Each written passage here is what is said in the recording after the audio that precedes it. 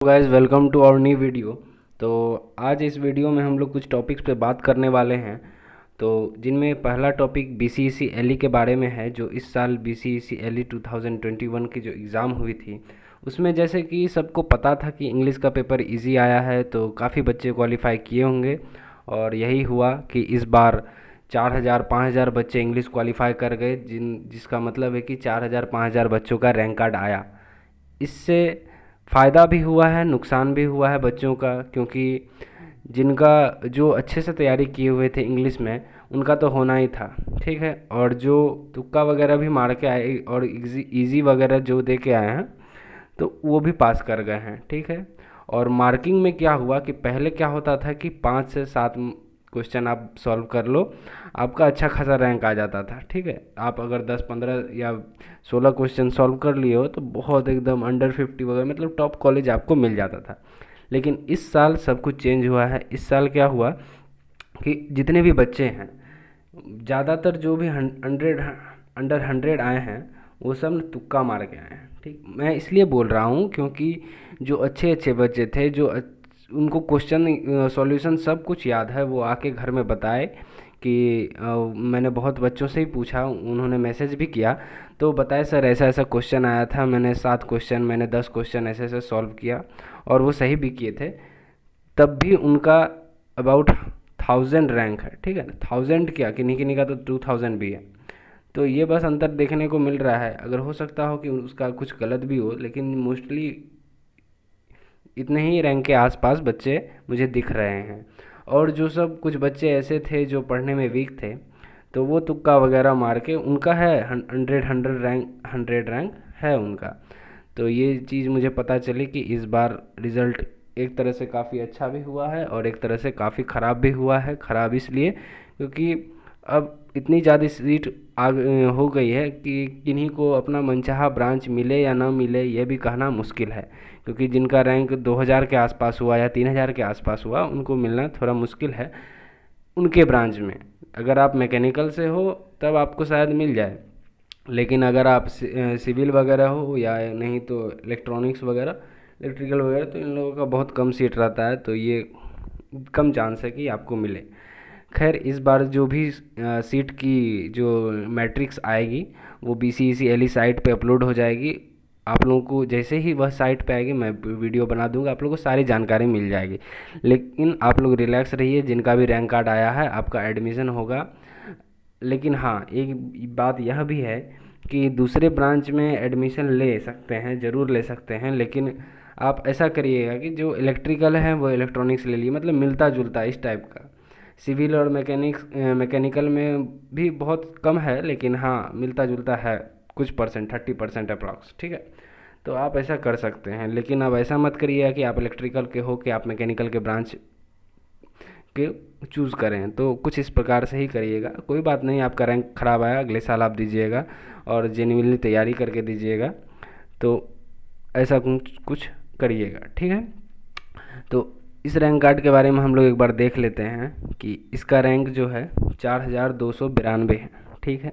और डीक्यू कोटा से 50 है और बीसी से 1726 है। ये एक लड़के का रैंक कार्ड है, उसने मुझे भेजा है, तो मैं आपको दिखा रहा हूँ नॉर्मली कि रैंक कितना ज़्यादा चला जा रहा है इस साल। पिछले साल में 1700 2000 के आसपास मेरे ख्याल से गया था, लेकिन इस बार 4000 5000 तक जा रहा है। कारण बस यही है कि इंग्लिश ईजी था और बहुत बच्चे पास किए हैं। पहले क्या होता था, इंग्लिश ही क्वालिफाई नहीं कर पाते थे, तो कम लड़के क्वालिफाई करेंगे तो कम का रैंक कार्ड इशू होगा बस। और इसके आगे में जो भी डिटेल्स है कमेंट में या आप करिए, आपको जो जानना हो। और बहुत सारा वीडियोस बना हुआ है इस पे, आप मेरे ही चैनल में प्लेलिस्ट में जाके देखेंगे या वीडियोस में जाके देखेंगे, और बहुत सारे कॉलेज सबका भी बता हुआ है कि कितना रुपया लगेगा, कैसे आप एडमिशन करिएगा तो कितना रुपया आपको लगता है। वो सारा चीज़ आपको डिटेल में लिखा हुआ है। तो आप पीछे वीडियोस वगैरह देखिए, मैं लिंक डाल दूँगा।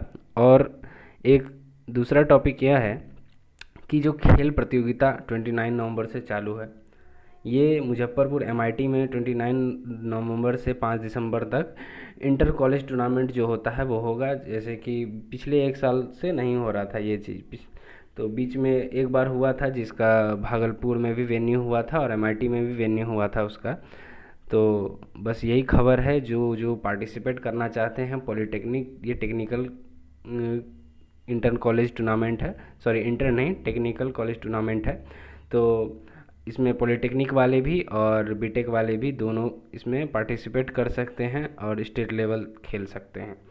तो उसकी जो प्रतियोगिता शामिल होने के लिए छात्र 19 अक्टूबर तक एमआईटी की वेबसाइट पर जाकर आवेदन कर सकते हैं, जो भी इंटरेस्टेड हों। और वैसे आपके कॉलेज में नोटिस चला जाएगा एमआईटी या जो भी वेन्यू करा रही है उसके थ्रू, तो आप अपने कॉलेज से भी पता करके या स्पोर्ट्स टीचर से भी बात कर सकते हैं कि सर हम लोगों का ऐसे ऐसे टूर्नामेंट होने वाला है, आप बताइए इसके बारे में।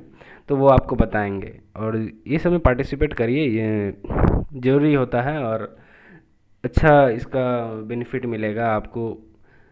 स्टेट लेवल खेल लिए तो थोड़ा बहुत एक्स्ट्रा एक्टिविटीज़ भी होनी ज़रूरी है। खैर ये तो हो गई जो कॉलेज में है। और एक बात कि इंजीनियरिंग कॉलेजों में 345 शिक्षकों की बहाली हो रही है इस साल, जो कि आपको जैसे बहुत सारे कॉलेजेस में टीचर नहीं है, गेस्ट टीचर हैं किसमें, या बिहार के इंजीनियरिंग कॉलेज में। तो उन्हीं लोगों की जो रिक्तियां हैं उन्हीं पदों को भरने के लिए ये बहाली है। और इसमें 53 प्राचार्य मतलब प्रिंसिपल्स वगैरह जो भी हैं वो ऐड किए जाएंगे। तो आप लोगों को बस यही बताना है कि अब जो कॉलेज की पढ़ाई वगैरह है या व्यवस्था वगैरह वो और अच्छी होने वाली है। और वैसे अब तो जब से कोरोना आया है उसके बाद से ये कॉलेज वगैरह मैटर ज़्यादा नहीं करता है, सारा चीज़ वही हो गया है। 2 साल 3 साल पहले चलता था कि जो टेक्यूब कॉलेज है, जो अच्छे अच्छे कॉलेज है, अब बस अगर भागलपुर एमआईटी वगैरह मिलता है तो ठीक है, नहीं तो भाई सब बराबर है। ठीक है, ऐसा मैं इसलिए कह रहा हूँ क्योंकि बिहार इंजीनियरिंग का वैसा ही क्वालिटी हो चुका है। आप बाकी आप इससे अच्छा तो आप यूट्यूब से पढ़ लीजिएगा, इससे अच्छा आप कोई प्लेटफॉर्म से पढ़ लीजिएगा। ठीक है, तो यही है पढ़ाई लिखाई के बारे में, इंजीनियरिंग कॉलेज के बारे में। तो खैर जो भी आपको अगर किसी का जो भी रैंक वगैरह आया है तो आप नीचे कमेंट कर सकते हैं। और एक बात कि आप मैंने एक टेलीग्राम ग्रुप बनाया हुआ है, उस टेलीग्राम ग्रुप के लिंक मैं नीचे दे देता हूँ, उस पर क्लिक करके आप लोग सब ऐड हो जाइए। ठीक है, और ऐड हो जाने के बाद उसमें और एक ग्रुप एक तो ग्रुप है, और जिसमें कि मैं जो भी मैसेज डालता हूँ उसमें आप एक मैं पोल रखूँगा सिविल मैकेनिकल इलेक्ट्रिकल ऐसे करके कि जो जो स्टूडेंट्स हैं, कितने स्टूडेंट्स हैं, वो सब अपने ब्रांच पे क्लिक करेंगे तो अंदाज़ा लगेगा कि कितने स्टूडेंट्स अंडर 2000 में, कितने स्टूडेंट्स अंडर 3000 में हैं।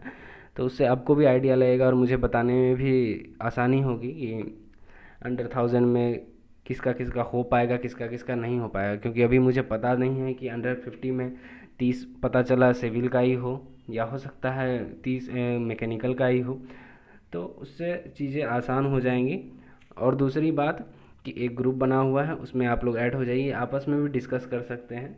ठीक है, कि कुछ भी बहुत तरह का बात होता है आप लोगों को अभी सब कोई, आप लोग यूट्यूब वगैरह पे खोल खोल के देख रहे होंगे कहाँ से कुछ नॉलेज मिल जाए, कहाँ से क्या मिल जाए, कौन सा कॉलेज चूज़ कर लूँ, क्या कर लूँ। तो दिन भर आप लोग अभी बस यही सोच रहे होंगे। तो ये सब क्वेरीज जो है आप लोगों की दिमाग में कम आए या आप लोग आपस में बात करके सुलझ जाएं, तो वो ग्रुप ज्वाइन करके आप बात कर सकते हैं। और एक बात कि NPTEL का कोर्स जो भी है वो शुरू होने वाला है दिसंबर वगैरह के आसपास, नवंबर अभी जस्ट अक्टूबर ख़त्म होगा तो देखना साइट वगैरह रिफ़्रेश करके, उसमें NPTEL ज़रूर से ज़रूर कर लेना। क्योंकि पिछले साल जो भी है लड़कों ने NPTEL ज्वाइन नहीं किया था, उन्हें बाद में NPTEL करके उसमें मार्क्स नहीं मिला था उनको। ठीक है, तो वो लोग बाद में करके फिर एक कैरी लग गया था। ठीक है, और इंडस्ट्रियल ट्रेनिंग भी ज़रूर कर लेना। ठीक है, एक ट्रेनिंग, ठीक है, इंटर्नशिप जिसे बोल, इंटर्नशिप कर लेना। ठीक है, इंटर्नशिप ऑनलाइन या इंटर्नशाला से या फिर लर्न वन से। ठीक है, तो जैसे मैकेनिकल के हो तो कैड से कर लोगे, स्ट्रक्चर से कर लोगे, सिविल के हो तो इलेक्ट्रॉनिक्स का है तो उसमें अपना कर लोगे, जो भी हो। तो वैसे ही ये सब भी चीज़ करके रखना है। और सिलेबस वगैरह देखो, इंजीनियरिंग मैथ जिनको श्योर है कि जैसे जिनका 1000 2000 वगैरह ये लोग तो श्योर है, उनको तो होना ही है। ठीक है, तो आप लोग अपना बस चेक करते रहो, इंजीनियरिंग मैथ पढ़ना चालू कर दो।